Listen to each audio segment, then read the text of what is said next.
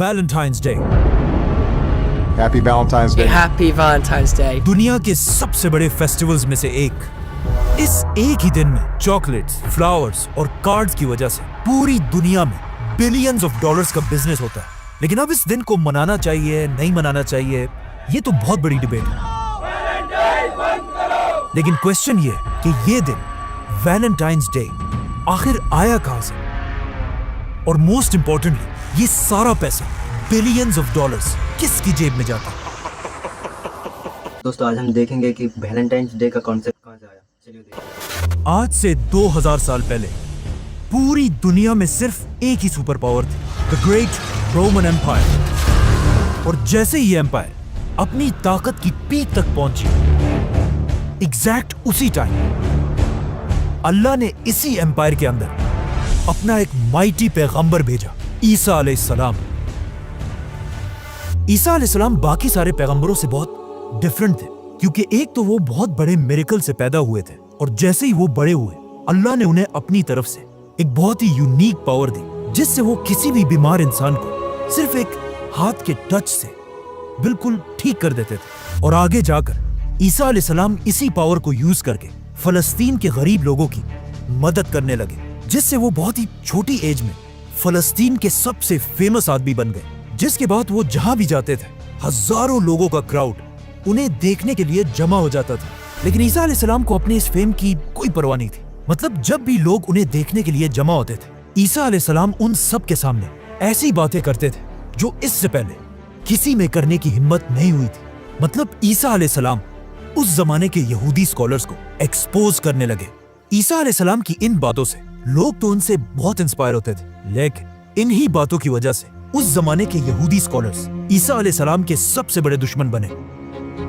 जिसके बाद ये सारे यहूदी उलमा बैठकर ये सोचने लगे कि अब कैसे ईसा अलैहिस्सलाम से अपनी जान छुड़ाई जाए। लेकिन ईसा अलैहिस्सलाम इन सब चीजों से डरने वाले नहीं थे, बल्कि इतनी मुश्किल में भी उन्होंने एक बहुत ही खतरनाक फैसला किया कि अब वो फलस्तीन के छोटे मोटे शहरों के बजाय सीधा फलस्तीन के कैपिटल जेरूसलम की तरफ बढ़ेंगे और वहां जाकर यहूदियों के स्कॉलर्स को चैलेंज करेंगे। ईसा अलैहिस्सलाम सीधा जेरूसलम की तरफ बढ़े एंड ऑफ कोर्स उन्हें देखने के लिए वहां हजारों लोग जमा हुए। और इसी तरह हजारों लोगों के क्राउड के साथ ईसा अलैहिस्सलाम जेरूसलम में एंटर होकर सीधा बैतुल मक़दस की तरफ गए। जैसे ईसा अलैहिस्सलाम बैतुल मक़दस में एंटर हुए, वो ये देखकर हैरान रह गए कि वहां के यहूदी स्कॉलर्स ने बैतुल मक़दस को एक इबादत की जगह के बजाय ऑलमोस्ट एक बैंक बना दिया है, और वहां सिर्फ गरीबों से चंदा जमा करने वाले और करेंसी एक्सचेंज करने वालों को बिठाया हुआ है। ईसा अलैहिस्सलाम ने जब ये सब देखा, उन्हें बहुत गुस्सा आया और फौरन उन्होंने वहां पड़े सारे टेबल्स को गिराने का हुक्म दिया और बैतुल मक़दस से सारे बैंकर्स को वहां से भगा दिया। जब यहूदी स्कॉलर्स ने ये सब अपनी आंखों से देखा तो उन्हें समझ आ गई कि अब हम इसे और बर्दाश्त नहीं कर सकते। तो अब ये यहूदी सुपर पावर रोमन एम्पायर के साथ मिलकर ईसा अलैहिस्सलाम को कत्ल करने की साजिश करने लगे। लेकिन बिल्कुल आखिरी टाइम पर अल्लाह ने ईसा अलैहिस्सलाम को बचा लिया, जिसके बाद यहूदियों का ख्याल था कि अब ईसा अलैहिस्सलाम की ये स्टोरी खत्म हो जाएगी और दुनिया उन्हें भूल जाएगी। लेकिन ईसा अलैहिस्सलाम के 11 फॉलोअर्स ने उनके रिलीजन को पूरी दुनिया में फैलाना शुरू किया। मतलब क्रिश्चियनिटी इतनी तेजी से फैलने लगी कि आहिस्ता आहिस्ता रोमन एम्पायर के बादशाह इस नए रिलीजन से डरने लगे, और उन्होंने सोचा कि अगर ऐसा ही चलता रहा तो बहुत जल्द क्रिश्चियनिटी हमारे पुराने रिलीजन को खत्म कर देगी।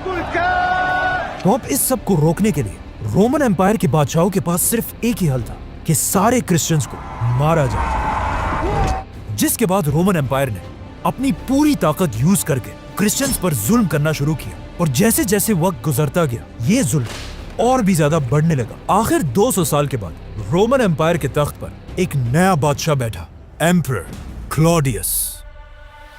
ये बादशाह बाकी सारे बादशाहों से बहुत ही डिफरेंट था, क्योंकि क्लॉडियस सिर्फ अपने बाप की वजह से नहीं बल्कि एक आम से सोल्जर से रोमन एम्पायर के तख्त तक पहुंचा था, और बादशाह बनने से पहले ये रोम का सबसे बड़ा रेसलर था।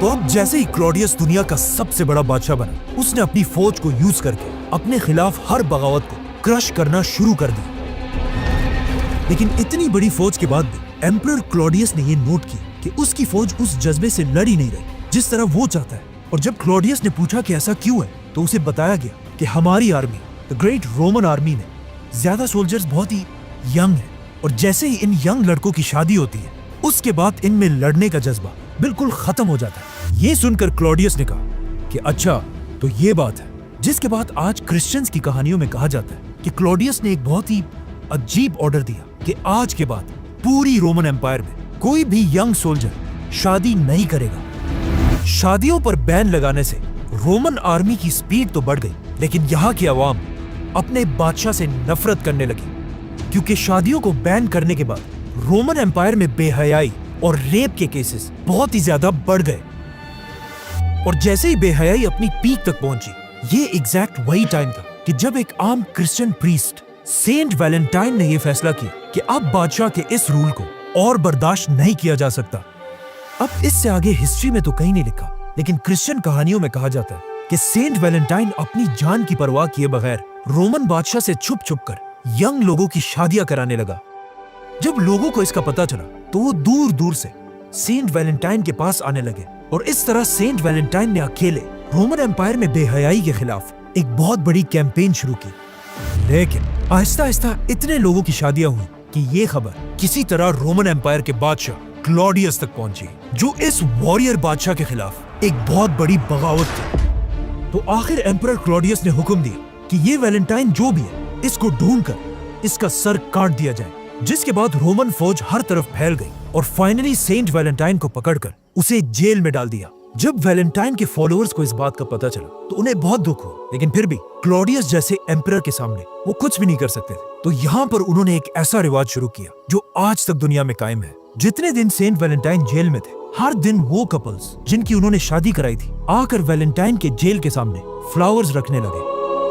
काफी अरसे तक जेल में रहने के बाद अब फाइनली सेंट वैलेंटाइन का आखिरी दिन आ चुका था, 14 फरवरी। अपनी मौत से एक ही रात पहले वैलेंटाइन ने एक लड़की के नाम अपना आखिरी खत लिखा और पूरा खत लिखने के बाद इस लेटर के बिल्कुल आखिर में उसने एक ऐसी बात कही जो आज तक दुनिया में बोली जाती है, फ्रॉम योर वैलेंटाइन। जिसके अगले ही दिन 14 फरवरी को बहुत ही बेरहमी से सेंट वैलेंटाइन को मार दिया गया और यहां से दुनिया में एक नया फेस्टिवल बना। 14 फरवरी उस जमाने की रोमन एम्पायर में 14 फरवरी कोई आम दिन नहीं था। ये एक ऐसा दिन था जब रोमन एम्पायर के सारे लोग एक जगह जमा होकर अपने इस खुदा को खुश करने के लिए एक बहुत बड़ा फेस्टिवल मनाते थे, जो कोई आम फेस्टिवल नहीं बल्कि इस फेस्टिवल में रोमन एम्पायर के लोग बेहयाई के सारे लिमिट्स क्रॉस कर देते थे और ऐसी ऐसी बेशर्मी की हरकतें करते थे जिन्हें यहाँ एक्सप्लेन करना भी बहुत मुश्किल है। तो अब रोमन एम्पायर में 14 फरवरी एक बहुत बड़ी कंफ्यूजन थी। एक तरफ क्रिश्चियंस वैलेंटाइन डे मनाते थे जिसमें लोगों को बेहयाई छोड़कर शादियों की तरफ आने पर मोटिवेट किया जाता था, और दूसरी तरफ रोमन्स जो उसी दिन एक बहुत ही बेशर्म फेस्टिवल मनाते थे। तो अब एक ही दिन दो फेस्टिवल्स मनाना बहुत बड़ी कंफ्यूजन थी। आहिस्ता आहिस्ता वक्त के साथ साथ रोमन एम्पायर का पुराना रिलीजन खत्म हो गया और पूरे एम्पायर में सिर्फ एक ही रिलीजन रहा, क्रिश्चियनिटी। जिसके बाद क्रिश्चियन स्कॉलर्स ने मिलकर पुराने बेहयाई के फेस्टिवल को खत्म कर दिया और पूरी एम्पायर में लोग 14 फरवरी को शादियों को सेलिब्रेट करने वाला वैलेंटाइन्स डे मनाने लगे। आने वाले 1000 साल तक वैलेंटाइन बस एक छोटा सा फेस्टिवल था जिसे सिर्फ यूरोप के ही कुछ लोग जानते थे, लेकिन 1000 साल के बाद लंदन के एक आदमी ने वैलेंटाइन डे को पूरी दुनिया में मशहूर कर दिया और इस आदमी का नाम था William Shakespeare. William Shakespeare, one of the greatest authors of all time. जिसे आज दुनिया का सबसे बड़ा राइटर और आर्टिस्ट माना जाता है। जब शेक्सपियर वैलेंटाइन डे को अपनी स्टोरीज में यूज करने लगा, इसके बाद पूरी दुनिया इस दिन के बारे में जानने लगी, जिसके बाद हिस्ट्री के बड़े बड़े नाम वैलेंटाइन्स डे को सेलिब्रेट करने लगे, जैसे कि नेपोलियन, क्वीन विक्टोरिया और Winston Churchill. We shall never surrender! लेकिन फिर भी वैलेंटाइन्स डे को अपना असल फेम शेक्सपियर के नॉवल से नहीं बल्कि दुनिया की सबसे बड़ी जंगों वर्ल्ड वॉर से मिला, जिसमें करोड़ों लोग अपने फैमिलीज को छोड़कर जंग की तरफ जाने लगे, जो एक बहुत ही मुश्किल काम था क्योंकि लाखों बाप अपने बच्चों से, हस्बैंड्स अपनी वाइफ से और बेटे अपनी माओ से जुदा हो गए। अब लोगों के इन सारे इमोशंस को अमेरिका का एक छोटा सा बिजनेसमैन बहुत गौर से देख रहा था, जिसकी एक छोटी सी प्रिंटिंग की दुकान थी, हॉलमार्क। और इसी दुकान से उसने दोबारा वैलेंटाइन डे के कॉन्सेप्ट को जिंदा करना शुरू किया और वैलेंटाइन्स डे के लाखों कार्ड्स प्रिंट करके उन्हें अमेरिका के हर घर तक पहुंचाया। मतलब वर्ल्ड वॉर में वैलेंटाइन के इतने कार्ड्स छप चुके थे कि लोग सिर्फ अपनी फैमिलीज को नहीं बल्कि दुश्मनों को भी यही कार्ड्स भेजते थे, जो ऊपर से तो वैलेंटाइन के कार्ड्स थे लेकिन उनके अंदर सिर्फ गालियां ही होती थी। जैसे ही जंग खत्म हुई, हॉलमार्क सिर्फ छोटे से दुकान से दुनिया की सबसे बड़ी कंपनीज में से बनी। लेकिन वर्ल्ड वॉर के बाद हॉलमार्क ने देखा कि लोग आहिस्ता आहिस्ता वैलेंटाइन मनाना भूल रहे हैं, जिसकी वजह से उनका बिजनेस बहुत तेजी से नीचे गिरने लगा। तो यहाँ से उन्होंने अपनी पूरी स्ट्रेटेजी को बदल दिया और एक बहुत ही खतरनाक नया प्लान बनाया, जिसे आज तक दुनिया में यूज किया जाता है, जिसमें हॉलमार्क न्यूज़पेपर, रेडियो और टीवी में सीधा औरतों को टारगेट करने लगा। Mary, what's the matter? और उन्हें ऐसा फील कराने लगा कि अगर किसी औरत को It's the little things, John. Valentine's पर गिफ्ट ना मिले, उसकी कोई औकात ही नहीं। You forgot to get me a Hallmark Valentine card. And it worked. And only a Hallmark card. लोग एक बार फिर पहले से भी ज्यादा वैलेंटाइंस को सेलिब्रेट करने लगे और हॉलमार्क दोबारा पैसा बनाने लगा। ये देखकर बाकी कंपनीज ने भी पैसा बनाने के लिए हॉलमार्क को फॉलो किया। फॉर एग्जाम्पल कैडबरी, जिसने पहली बार हार्ट शेप चॉकलेट्स बनाए और ऐसी कैंपेन चलाई कि अब वैलेंटाइंस पर कार्ड के साथ साथ चॉकलेट्स देना भी लाजमी है। जिसके बाद गोल्ड, डायमंड और फ्लावर कंपनीज भी वैलेंटाइंस डे को यूज करने लगे और आज भी उसी स्ट्रेटेजी को सबसे ज्यादा सोशल मीडिया कंपनीज यूज करती है, जिससे वैलेंटाइन एक बहुत बड़ा फेस्टिवल तो बन चुका है, लेकिन ये बड़ी बड़ी कंपनीज वैलेंटाइंस के दिन लोगों पर इतना प्रेशर क्रिएट करती है कि कुछ लोग इसे बर्दाश्त नहीं कर पाते। Valentine's Day tragedy, the profile of an accused school shooter. इसीलिए वैलेंटाइंस का दिन दुनिया में डिप्रेशन में भी सबसे आगे From when gunfire broke out on Valentine's Day. और दुनिया भर में बहुत सारे लोग इसी दिन के डिप्रेशन की वजह से खुद ही अपनी जान ले लेते हैं। आज वैलेंटाइंस डे को पूरी दुनिया मनाती है, लेकिन कुछ कल्चर्स इसे बुरा भी समझते हैं, जैसे कि मुसलमान, कुछ हिंदू और even Christians, I'm Pastor Robert. Jesus hates Valentine's Day. क्योंकि आज रिलीजियस लोगों का ये मानना है कि इन बड़ी बड़ी कंपनीज ने सेंट वैलेंटाइन के असली मिशन को भुलाकर सिर्फ अपने प्रॉफिट के लिए इसे दोबारा रोमन एम्पायर का वही बेहयाई वाला फेस्टिवल बना दिया। और लोग बिल्कुल भूल चुके हैं कि इस दिन का असल मकसद लोगों को बेहयाई से निकालकर शादियों की तरफ लाना था। इन शॉर्ट, अगर आज कोई वैलेंटाइन मना रहा है, उसे ये जानना चाहिए कि वो किसी मोहब्बत की वजह से नहीं, बल्कि बड़ी बड़ी कंपनीज उसे अपनी उंगलियों पे नचा रहे हैं। सब्सक्राइब। दोस्तों वीडियो कैसा लगा कमेंट में ज़रूर बताना और मिलते हैं दूसरे वीडियो में।